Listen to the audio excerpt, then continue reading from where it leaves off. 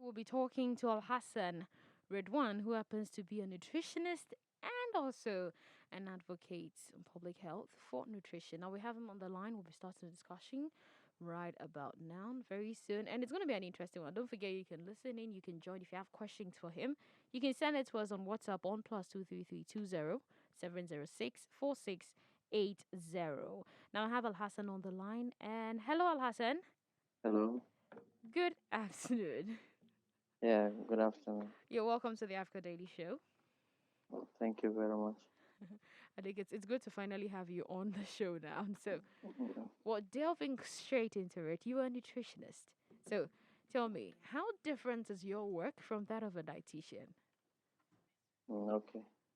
And thank you very much for having me. And say good afternoon to your listeners and your followers on social media. Okay. Yeah, as you rightly mentioned, I'm a registered nutrition officer in Ghana here, Mm-hmm. and have been working with Ghana Health Service and developmental partners in health.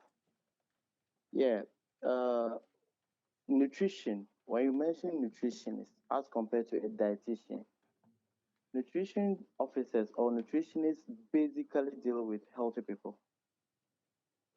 Okay. Where when we mention dietitian, they are more focused on people who are sick, who are unhealthy.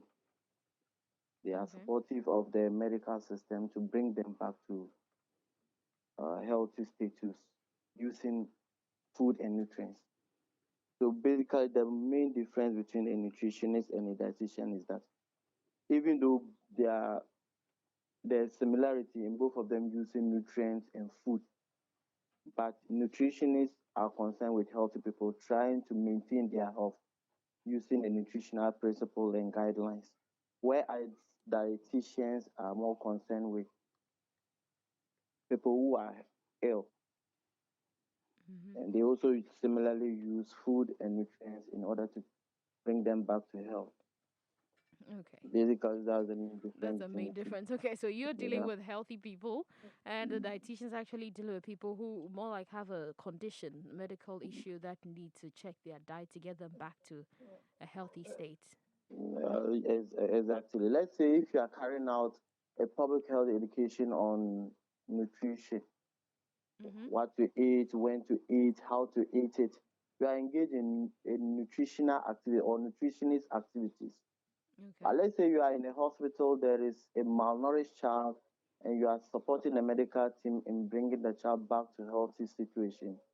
Then you are engaged in a dietitian's activity.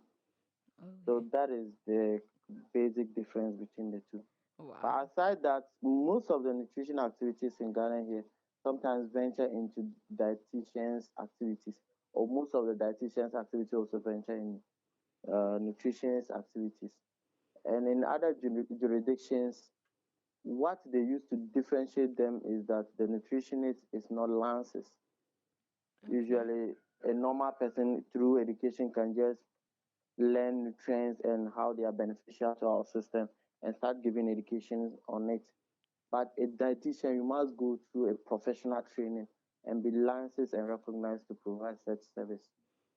Oh, So these are some of the differences between a nutritionist and a dietitian. okay. But you mentioned in certain jurisdictions, so does it apply to Ghana here too? Ghana, it used to be the same, but now nutritionists are also registered. So that's why when I was introduced, I said a registered Registered, nutrition. yeah. Yeah. Yeah, first it's only dietitians that are licensed to practice in the hospital, but now nutritionists are also registered and provided with licenses to also practice.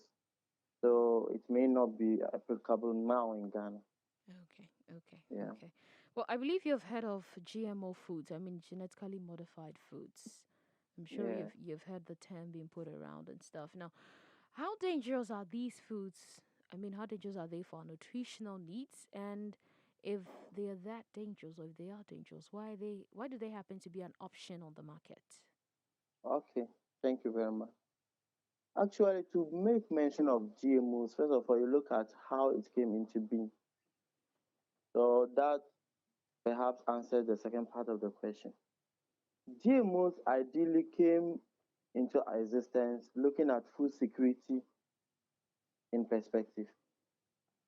As there's urbanization, the land size tend to become smaller for farming activities. Mm-hmm. Also, some crops had it difficult to cultivate in terms of pest resistance, weed resistance. So that is how genetical modification in terms of our foods came into being. Wow. So in terms of looking at nutrition, okay, let me go back to this. GMOs in particular, now we have something we call a second generation GMO. First, Okay. there used to be what we call a first generation GMO, which takes into consideration of the cultivation of the crop alone. Let's say I'm to cultivate maize, and the maize I want the maize to be resistant to weeds. Because of that, I introduce some genes in the genes of the maize that will help the maize crop resist weeds. So that is what was happening previously. So we used to call it the first generational genetically modified foods. Okay. But currently, this kind of consideration about crop, the cultivation, also considerations about the nutritional composition of these food has been taken on board. So making the current GMOs that we have in our system to be second generational, which is you are not looking at one line of action, but rather two lines of action. First of all, looking at the cultivation, and secondly, you're also looking at the nutritional composition. So first of all, the GMOs that we had in our systems, they were very, very close to the conventional crops that we had, the natural form of crops that we had. So they were not very like health, they were not raising health concerns because a lot of health examination, a lot of health experimentals has been done to ascertain how healthy they are, their consumption as compared to the conventional natural foods that we had. Mm-hmm. But currently, the second generation, as I had mentioned, hasn't gone through that several tests that will be comparable to the previous tests that was done. So GMO per se, you cannot say they are harmful or they are very dangerous to our health. The same way you cannot say they are too healthy for our health, as I already mentioned, because of the second generational nature of it currently. Yeah. Okay. So. So, and as you mentioned, your second part of the question, you said, why do they find themselves in our cells now? Mm-hmm. Basically, it's because of the nutrient needs. The, all over the world, there are deficiencies in some vitamins and minerals. So these second generational GMOs take into recognition of those deficiencies, iron in particular, and iron zinc in particular. So some of these current GMOs that we have, the second generational GMOs, Mm-hmm. add genes in these crops that will help the crop to produce these nutrients and make it available to our body. Yeah. So that is why some of these developed worlds, you see that the GMOs still find themselves in our day-to-day meals. But developing countries, I, I think Ghana in particular, we haven't given much credence to these kind of foods for now. Yeah. Yeah, yeah. Ghana in particular, I think it is still a banter between proponents and opponents of the genetically modified foods for Yeah. now. Yes. Yeah. Now you mentioned So that with the second generation, it's not really gone through the test like the first generation has gone. But yeah. then you tend to actually find some of them on the shelf. So then, is it as safe or advisable for people to actually purchase such foods? Before most of these food items, I think before they get themselves into our shelves, usually they've gone through a lot of uh, certification through the food regulatory authorities, the FDA. Mm-hmm. So before they are able to get themselves into our shelf, they usually don't pose much threat to our health. But as I mentioned, most of them are not in our shelf as we speak.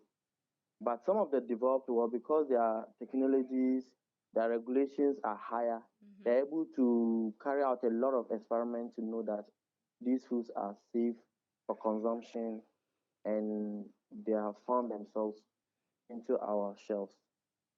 Yeah. Wow.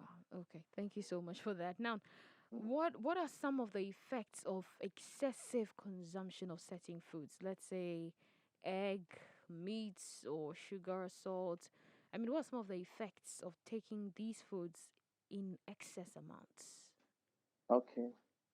Yeah. You mentioned egg. Yes. Well, uh, the issue on egg, I would say, is still a controversy, and that's one challenges about nutrition, because as time goes on, experiments are being done. I know nutrition too is prone to a lot of confounders when you are using human to do experiment, like when you are engaged with one, because my system may not be equally your system. Yeah. Yeah. But aside that, egg per se is termed as a whole meal, in a sense that it has most of the nutrient or all the nutrient that one will need to have a whole meal. But one concern that usually comes up when you talk about egg is cholesterol Mm-hmm. and saturated fats. Human in nature, our body produces some amount of cholesterol and some saturated fats. But egg also has a very dense form of these saturated fats in the yolk. So it is perceived previously that if one engages in excessive eating of egg, you tend to increase the amount of cholesterol in your system and that of saturated fat. And cholesterol and saturated fat also has been implicated. Uh, it has been implicated when you talk about cardiovascular diseases, Mm-hmm. disease of the heart and the veins. Yeah.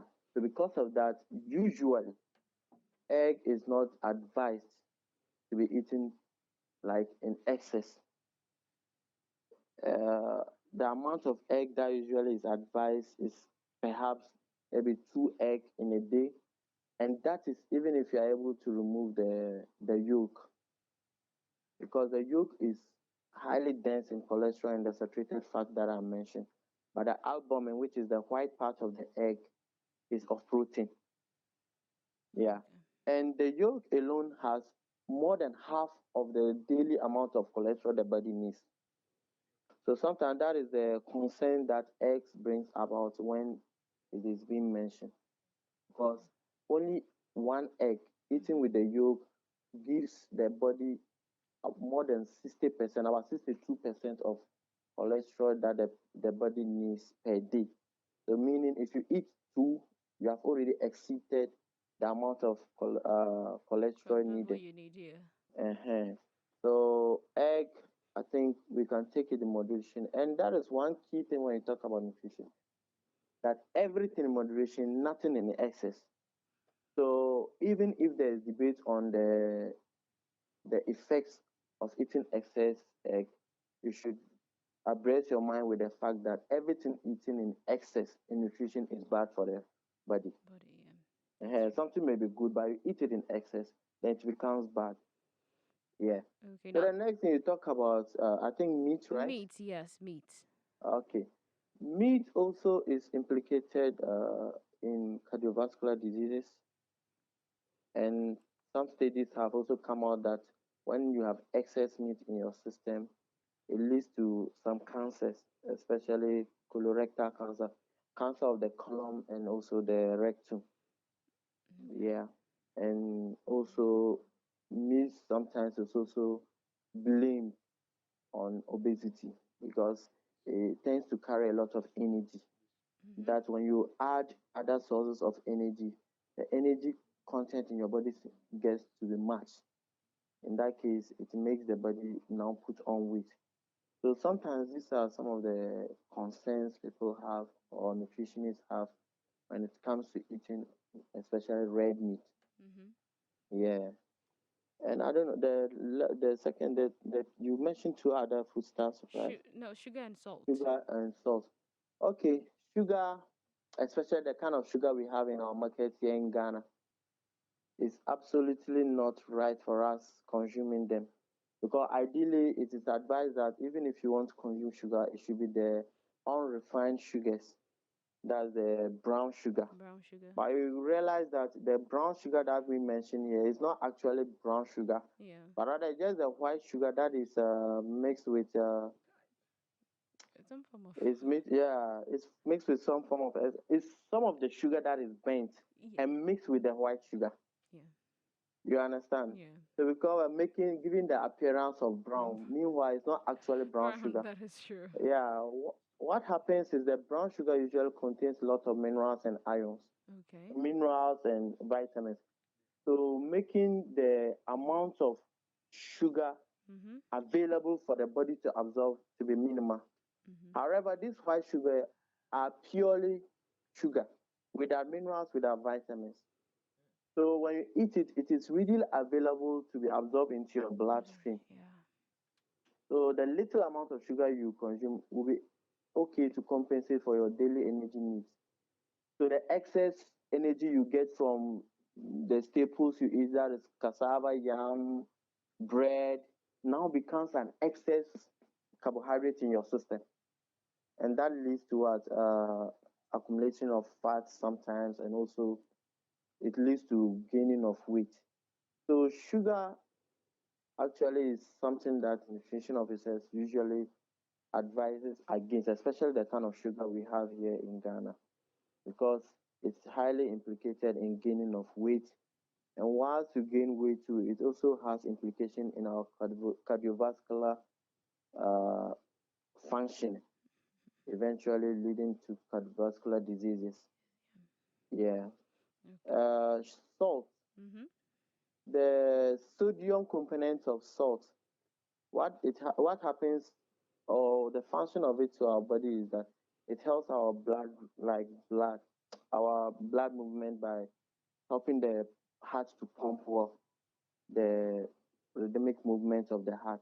It's Okay. the sodium that we consume that help the heart to function well.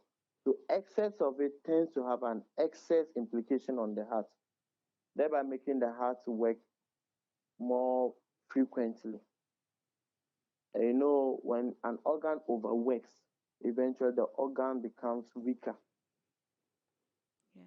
I don't know if you are okay, if you are following. Yeah, we are. When the Yeah. when the organ overworks, eventually the organ becomes weaker. Yeah.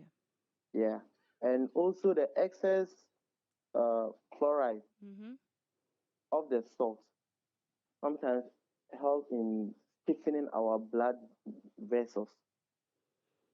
So Okay. these hypertensions that is usually mentioned is as a result of some of this stiffening of the blood vessels. It's Yeah. just like when you have a very new water hose, Mm-hmm. water moves through it a bit freely, but once it becomes stiffened, it's kind of difficult for water to move through it. So Yeah. it's the same thing that applies to our blood vessels. The heart is able to pump blood through the vessels so easily when it is not stiffened. That's true. But the moment it becomes stiffened, the heart finds it difficult to push the blood through the vessels, making it to overwork. Eventually, it goes back to the cardiovascular challenges that I mentioned. Yes. Wow. Yeah. So Okay. these foods that we've mentioned, I think there is linkage between them and our cardiovascular system, which is a negative linkage. So it is advised that it must be checked very, very well. Yeah. Then it has to be taken in moderation. Yeah, in moderation, yeah. Okay, now this is more like these are like myths that we've had from childhood growing up, Okay. and we just want to find out it's like a myth buster. So is it really true or it's not true? Now, is it true that if you take milk and cashew together or you mix them, it can cause Okay. one's death? Well, yeah, it's a regular question that we come across, but actually it's not so. It's Okay. not that you, when you take milk and cashew, it can cause them. But what happened is there are two situations, which are exceptions. A situation whereby a person like suffers from uh, stomach ulcer. Mm-hmm. It's a bit. It takes a bit longer time for nuts to be digested. Nuts, that is the cashew nut. Mm-hmm. Yeah, it takes a bit longer time for it to be digested. It's the same way as we age. There is a hormone called renin. This renin is responsible for the digestion of milk.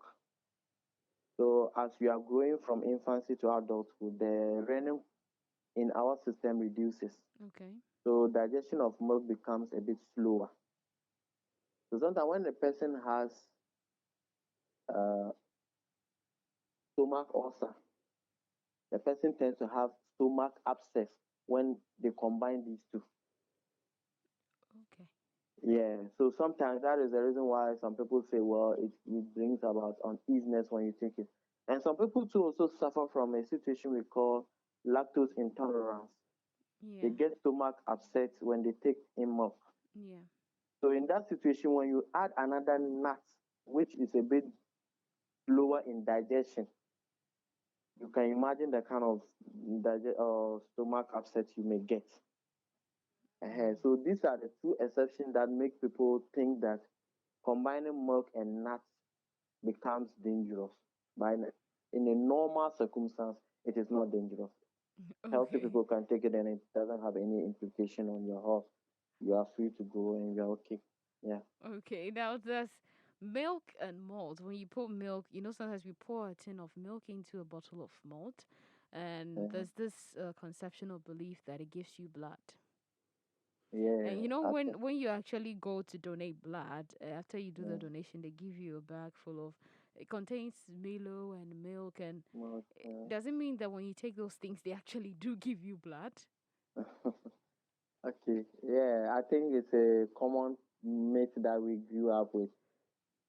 Mm. Yeah. What happened is when you talk about blood, what forms blood, or when you take blood, it's the composition of blood is platelets. We have red blood cell, we have white blood cell, and the serum. That's the water, the fluid in which the cells move. Mm-hmm. And when you take blood, most of the composition of the blood or the nutrients needed to form the blood is iron. So to ask yourself this question, you have to now ask yourself what forms blood and which is the iron that I mentioned. Mm-hmm. So any substance that will be thought to give blood, literally meaning it means that substance is iron containing. Okay. So when you come back to look at the malt and the milk that you mentioned, if you take a very usual bottle of malt and you look at the nutritional facts, I hope you I hope you've checked it before. Yeah, I think once. Have you? I think once, but I didn't keep Okay, it in my head. okay. It's very good whenever you get a canned Malt. food. Mm-hmm. Yeah, whether a beverage or a canned food, you check the nutritional facts. Okay. Yeah. So when you take a malt, it's hard for you to get iron being mentioned as one of the nutrients. Mm-hmm. Even if it will be mentioned, is very, very minute and highly negligible. Okay. Yeah, when you take I think milk, right? Yeah, milk. Milk is one of the foodstuffs that contain very almost negligible form of iron. So that is why if a child under 6 months, you remember, or I know we usually recommend that child should be put on exclusive breastfeeding, Yes. meaning the child should be fed on only breast milk. Breast milk. Yeah. Yeah, and if it is medication, it should be prescribed by a medical officer. Yes. So eventually, when the child is 6 months, we recommend that a highly iron-based food should be given to this child because the deficiency in milk is that it doesn't contain iron. Iron. Okay. I hope we are now back to our Yes. topic. So you see Yes. that milk and malt are foodstuffs that do not contain iron. Iron. You understand? Yeah. And if milk or if blood is highly rich in iron, then there is no way combining malt and milk is a would way give of it giving the person blood. blood. Okay. Yeah, but what happens is these foodstuffs that we mentioned, they contain a lot of refined sugars. So when you Okay. go for blood trans or blood donation, and you are giving these things because they contain a lot of refined sugars, they readily make available energy to the bloodstream. Okay. I don't know if you are following. Yes, I They am. make I am. energy available to the bloodstream. So removing blood from your system, meaning you are also removing energy. Yeah. But the amount of blood remaining in your system can still take you for a day before the blood will be replenished. But the energy is needed immediately to give you the ability for you to go on with your daily activities. So that is why Milo, milk, and malt is given to you. So that when you take it immediately, you're able to replenish the energy. That That you've will help you lost. carry, yeah, that will help you carry on your daily activity. Okay, So that so is the reason it's given, yeah. okay, so So, the final myth buster. So okay. is it true that tiger nut milk improves sperm count? Yeah, yes, yes. There's a lot of research that shows that tiger nuts improve sperm counts. Actually, there is a hormone, a male hormone called testosterone. Yeah, testosterone. Yeah, testosterone is a male hormone that helps in a lot of expression of male activity or male characteristics. Mhm. So yeah, so sperm production is a male characteristic. So uh, tiger nuts. Okay, there's been linkage between a high formation of testosterone and tiger nut, or when there's tiger nut, there's high formation of testosterone. Yeah. So this kind of enhances the quality and quantity of sperm in us. And aside that, tiger nuts also contain a protein that is called arginine. Mhm. This arginine also helps in movement of blood through the vessels, through the blood vessels. And kind of erection also depends largely on supply of blood to the male organ. So somehow you kind of meet the question whether tiger nut is related to libido, sexual performance, and sperm count. And there's a lot of research that back that claim. Yeah. So that is not a myth. Nutritionally, it has a fact attached to it. Yeah. Okay. So then that one is true. So I think that is good. It's good that Yeah. you've stated that and explained that. Okay, but there is something too I need to also highlight when it comes to tiger nut. Okay. Tiger nut usually we take it in a raw form, but it's very advisable we kind of roast it in a way. There Okay. are a lot of nutrients in tiger nut, Mhm. but these nutrients are not readily available to our body. Okay. That's what we mean by bioavailability. It's not readily available to our biological system. But if it is slightly roasted, Mhm. these nutrients become readily available to us. Okay. There is there are antioxidants, Yeah. and antioxidants also has been noted to be responsible for good testicular cell formation. So I don't know if you get a linkage here. Yeah. So the cells of our testicles usually is formed well when your system has antioxidants. Okay. So these antioxidants are also very rich in, or they are there in the tiger nut. But what happens is it doesn't become readily available to our body if it is written so raw, but rather it should be slightly Roasted. roasted. Okay. Yeah, Okay. yeah. Okay. So I think it's good you made that clarification. But due to time, I just want to jump into the last two Okay, questions. Now we're in the season of Ramadan, and we know that our Muslim brothers and sisters are actually fasting. What okay. advice would you give to them regarding the breaking of their fast? I mean, what foods should they avoid and what foods should they take in more? Okay, okay. Thank you. I myself, I'm in the fasting mood. Oh, then Ramadan So Kareem perhaps, to you. yeah, thank you very much. Yeah. Actually, during the fasting season, what most of our Muslim brothers, the mistake they made is engaging so much in refined sugars. Mm-hmm. You eat the refined sugar, then as quick as possible, you kind of feel hunger again. Meanwhile, this energy is stored in your body. So it's highly advisable that we engage in unrefined sugar, Okay. the unrefined sugars and unrefined foodstuffs. So let's say if you want to eat maybe let's say porridge, you limit the amount of sugar you take. I think those are the common food that we eat during our Ramadan. Yes. Also, fat and oil, we limit it as much as possible. Okay. Yeah.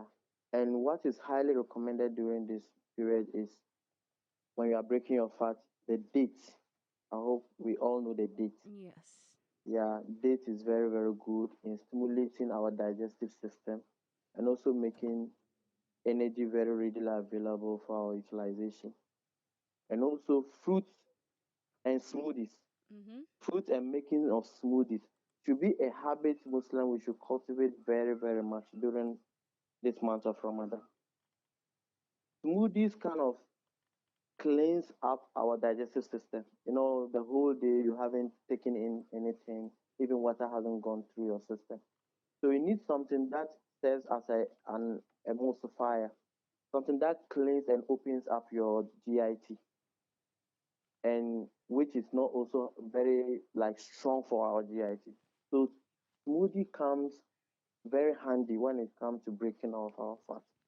But often at times you don't see that in our Muslim communities. So I think whole grain based food, mashed kinky which is whole grain, when it is mashed, sugar free, you consume it, it's a bit okay. Oh, It's okay for our breaking of fat. okay. When you So these are sorry, but when you say kinky, which is whole grain, are you talking of the ga kinky, the one they make from the maize, or the fanti kinky? well, if it is whole grain and cassava is not added, Okay. I don't know the difference here. Okay. But I think There are some kenkes that they they add polish it and cassava. become white Yes. and become whitish. Yes. That is not what I'm talking about. Okay. It is the one which is a bit yellowish, or you Yeah. can see the gem. Yeah. Okay, Yeah. so there. Okay. I think our scientists would say inte or something like that. Okay. Something like that. You can see the husk also still The corn available. husk. Okay. The corn husk, yeah. Yeah. Yeah. The one which is grinded wholly with that process in it. Yeah. Those ones are really good for our system because it is gentle in the GIT, and also digestion of it becomes so gradual. So a person who is just breaking his or her fast, it's better to consume these kind of food stuffs. Okay, I mean, without there's not much time left, but I want to say a very big thank you to you. Yeah. Very quick one. I want to find out. I have my co-host in the studio with me. I want to find out if they have a question for you. We don't have so much time, so well, they Okay. don't have questions. So we just want to say thank you. You answered our questions, and we're really grateful. We hope we can You're welcome. speak to you further on more issues. But thank you so much for your You're time today. welcome. Okay. Have a nice program. Okay, you too.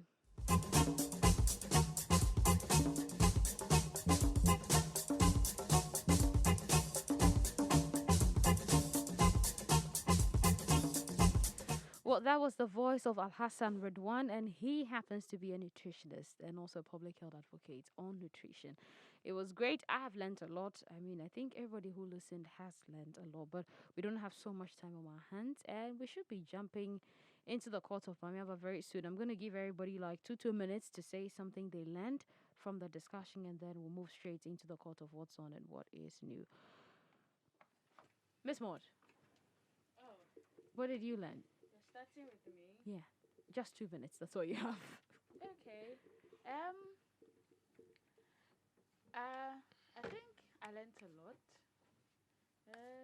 Basically, I'm not a very healthy eater. I don't mean healthy as in I eat a lot of junk food. I don't eat a lot of junk food, but sometimes I just want to stuff my face.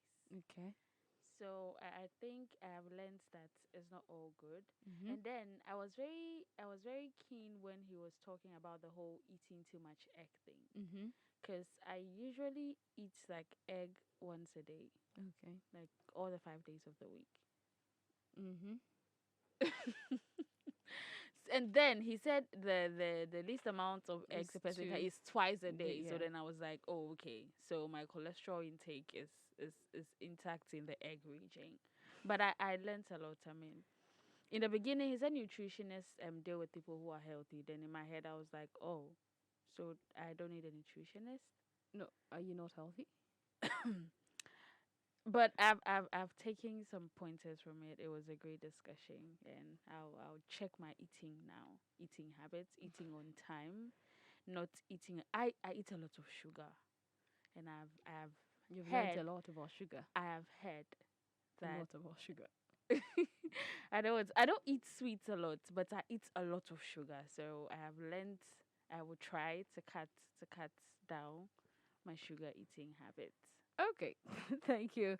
Hafiz, Maybe 2 minutes. What did you take away? a lot. But just briefly, Mm-hmm. I think it's established now that when you listen to a lot of nutritionists, you start to second guess everything on the food shelf. Because actually, the part about brown sugar and white sugar actually freaked me out. So I was No, but thinking, you didn't notice. no, like, There actually is. There's some that no, you can there's tell is something actually. brown, and So there's how can you some. tell the difference? I wanted to. I think it's about I was knowing a thinking the trusted direct. brand because there's some that I've seen the difference. Some you take and then you have it clumped, and there's white somewhere, and then some parts is brown, and some too you It's can not clearly even see about the color. is Okay, unless shaded. maybe you're not a person who eats sugar a lot. If you eat sugar a lot and you let's say you mix the brown sugar with something and then you taste it and then you mix the white one with something and you The taste it, taste is it's different. basically the same. It's just a little different taste behind it. But for brown sugar, when you put it in something, even in a little amount, it should be enough. But you can see me pour, and So, Charlie, it's serious. So that's the same. So I don't know where we go from there, and when you talk about brown sugar, but quickly on the part about eggs, meat, and all that, I found that very interesting with the egg bits. I mean, just consuming one yolk is enough, and the sort of nutrients it provides for your body. But I think largely our attitude, you know, towards egg in particular or meat. I mean, you have someone consume people over here. I'm not sure I know a lot of coffee drinkers, but tea in the morning you find, fried egg in there somewhere. In the afternoon you have a wachi or jollof and there's some fried egg or boiled egg there. Even on our buses, there's a snack and there's kosiani meko. There's some there's some egg in there somewhere. In the night you have egg. Like the way we consume eggs. I mean, it's amazing. So, and with meats, I mean, you go into the chop bars, the least said the better. 5 Ghana cedi fufu with 30 Ghana cedi worth of meat. What are you doing? So, but it's good. So, and I think it all boils down to the fact that we are more interested in savoring every bite. We are more interested in every morsel of food that we down than actually, understanding what it does to our body. And well, Thank you. Okay, Barry. 2 minutes. What did you learn? Yeah, I think I learned a lot. First of all, the guy who has this 30 CDs worth of is like suicide in process, in progress, or something like that. But I learned about, I used to downplay the issue about tiger nuts and how it plays a critical role in enhancing our by the you way, know you the are really the happy semen about it. development. No, frankly, I know they used to talk about it, and when I get home, and sometimes I chew, like, I like it. I really like chewing tiger nuts. But at home, when they start talking about stuff, it pisses me off because I'm like, how do you know this thing is not real? You're just saying this to just get on my nerves or something. But now it has been established. So first of all, I don't think I get angry at people who talk about it, or more of like challenge them. I just keep quiet and keep on, chewing. Also, on the part about egg, yeah, that's very true. I mean, you wake up in the morning, there's a cup of, cocoa with 3 fried eggs and everything. In the afternoon, yes, and all of that. But I think clarifications here has been made, and I think I really appreciate the fact that he took his time to outline these differences. And the issue of sugar, yes, he made mention. You can't really tell the original brown sugar from the fake brown sugar. Okay, so as one who's fasting, I think I'll do my very best to do that check. And the consumption of the white sugar, the refined sugar, as he made mention of, I think that's like the dominant one we take during this period. You know, you take your cocoa, there's white in it, and all of that. That's the thing, yeah. So all we need to do right now is to encourage people to start looking into not the quantity, but the health, benefits of giving one the brown sugar. But great engagement there with Al Hassan, yeah. Thank you.